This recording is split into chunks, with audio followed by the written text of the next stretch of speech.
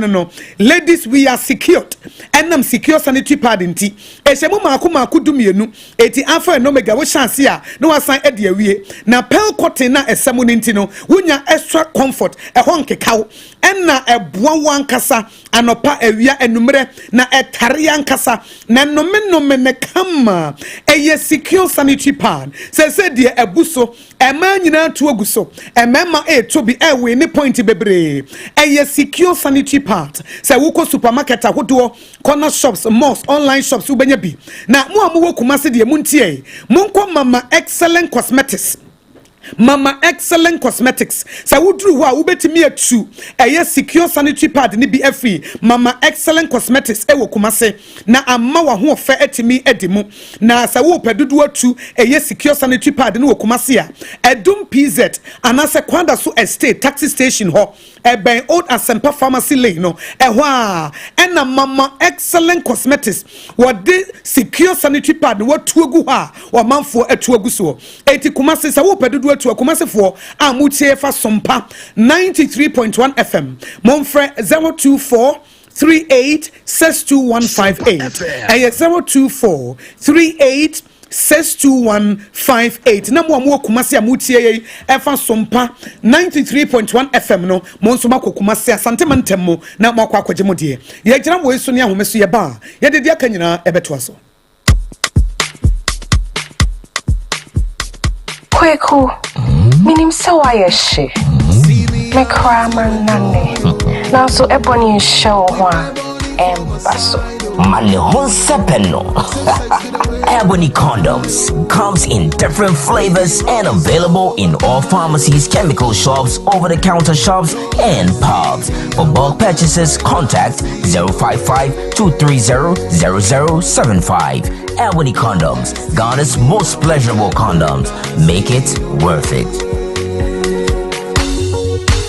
We got peppermint, strawberry, vanilla, chocolate. We got peppermint, strawberry, vanilla, chocolate. Et dans les vieux mis à condom, les condoms où il y a des listes non en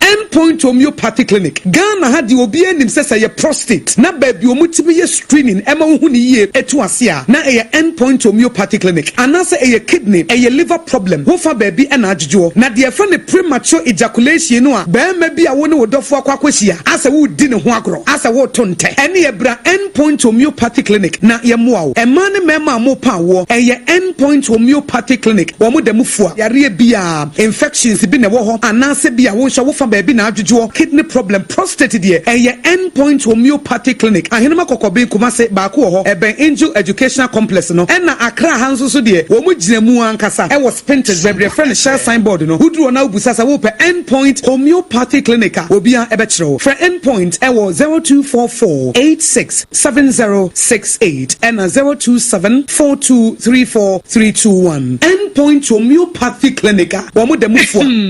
medo edurano pa wutimi to wo boase etwitwiwusi o ado na so ni se me de yas toothpaste and the brush and the twitwi mesima menya homka sentina ye bokoi na me de me all time favorite yas herbal toothpaste and the brush aboa me amasesei menum nso a enwunu anasa de ehia me semfimfim me biem na wo hwese me se aye fita sesrecha homa na eti brightens yas whitening toothpaste and the brush and me di hwimese entina wo se efe na yas total care gel toothpaste and the brush ne de ebo wo se ho ban demu ne nyina ema wonum ye sham. Oh yes, and Cretrodo, Yas Herba, Yas Whitening, and the Yas Total Care Gel Toothpaste, and the brush, Abusian Chamfa. Sawo Pedudu 2 e won kan ha. For Leicester Ghana Limited, and was 050-161-9588. Leicester Ghana Limited, and the Yas Toothpaste mo ahodo, and the brush abedwaso, abebu. Munde dinam se menya foreign call. Hello. Hello, Papa. What do bad to be a new? Say me feel London, Echo US. Na no crowd who cry from me mama nia. Na papa mo hote say awurade aduma haboko nana kujejesi ekoba sempene mo de woton adansi ho niam no nso wo hye ho de oh wo hye ho ekoba mesi wo bodwuma kura sere kane no a na woduru US won so manfo bondin saa na papa US hakura de nana kujejesi company limited agi ba bia wo Holland Germany France Italy London Canada eba adansi ho niam de a obia se nana kujejesi company limited na matese wo bie depo kasie bi wo kasoa ho na wo bia koto adansi ho niam na no kura papa oh no kura pa a police station in Chenhua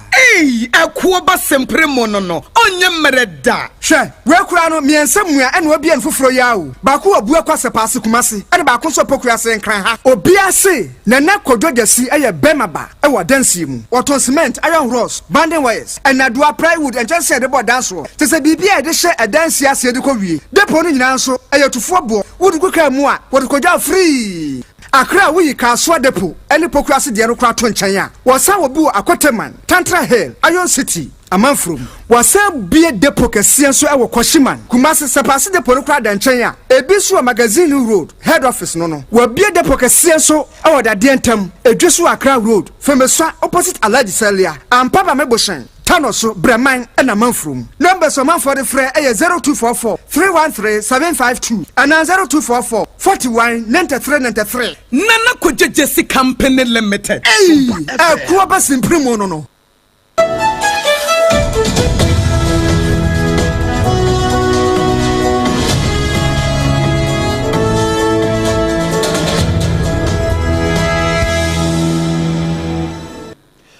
Yamwa kwaba edeba SOMPA 106.5 FM Accra nana kwadjojesi no nsiabre mu kase yebono eso ma yenni breakfast wo AGYA special local food ma yefonwo wa ne entutu ntwere ewo first class im ewo SOMPA 106.5 FM chartered flight no na yenkwa amanone na amanone no Russia ne Ukraine wo monto kwa mu na mesan so ewura enne dodo na ni da kwan se wo mo ko Istanbul mpanimfo no e wo Turkey mamu na wo mo akwa akodi kasasie se de beye na asundwe abuya no wo mbetimi anoma no na nso se ne beduru so ama wo no makọ no awre hosam foforo kura na asan asie topaye no ebia papai ama sesie Russia wo mo military base ahodo no eho nyina eja dem a enya asamoketoa na eno na wo no mo chese we die nkra no e kire se sa adonyefo eye adwuma we no jama mampani Zelensky nankasa kura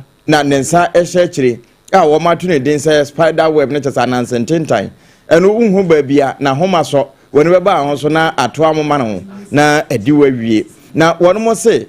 wo mo de kai na ekro na kai no mu na drone ahodo sisisi na wo mo guru so sabi uhu a asebuo bi te san kokon kitenkete buo na esisi ka no so na so bia na bo sa drone chitem drone no so be pie bia na de topaye enenam enam saye so ama sesi ye no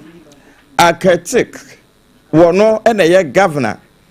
Ibo Gobes de atoso kire se sa asem ye esi ye no sabio gidie wabobel pa no wabene wo srado mu na betimi ehunu na nso ni nyina no wo moni da kwan se enne empanimfo betimi akwakopie mu ewo Istanbul na wo mbekasa ama asundua bante sa ba bia keka kono anhweye anoma akora nka Nana KJC Company Limited no pano nsia kase bo na bra so se edisie na enseme de suma no pa de makotene bi ene se ababede de se fan wo no enche ebekọ fom bebre Kane rector Edema Sunya Technical University Professor Nseja Bankransa de hye wose obi bi obekasa achechefo akatua wosoro no kurenim e wasase so nti wo momprenye CDD Ghana for the atudua senam free senior high school de sika nyina akọhye mu nti primary school no wo mo bre Yewura Ken Ofuriata babia wo bia no wura kise jabense ne wa mama na ntoto na no obama interpofu atwenaba na kasebo free SOMPA 106.5 FM so won kran no efa SOMPA wo Kumase 93.1 FM na efa Ayiko 100.9 FM Kumase Paris France aya danfo pa radio takwa SOMPA takrade techiman SOMPA sunyane enkranza na doma SOMPA nyina efa decoder so eya SOMPA FM Facebook live no mo join ye ewo SOMPA 106.5 FM Accra na YouTube live no eya SOMPA FM live ya website ne ya boni nyina beda tintim de akwakoguwo www.sompaonline.com www.sompaonline.com yɛda ɛkoba simprimo secure sanitary pad endpoint homeopathy clinic AGYA special local foods yɛda wɔn nyinaa se so ɔmo boy yɛkyi dɔm yɛde kaseboy ɛbɛsom mo yɛn yɛde ma mo no pɛyi ɛyɛ me AKOSUA ABOAGYE wobɛtumi afrɛ me AKOSUA nhyira me ne me dɔba triple man APPIAH APAM DADAA na yakoba yɛde Ghana today ensema esisi wɔ Ghana nyinaa yɛde bɛbrɛ mo na yɛwie yɛde agodie ho nsɛm so ato am so yɛda mo ase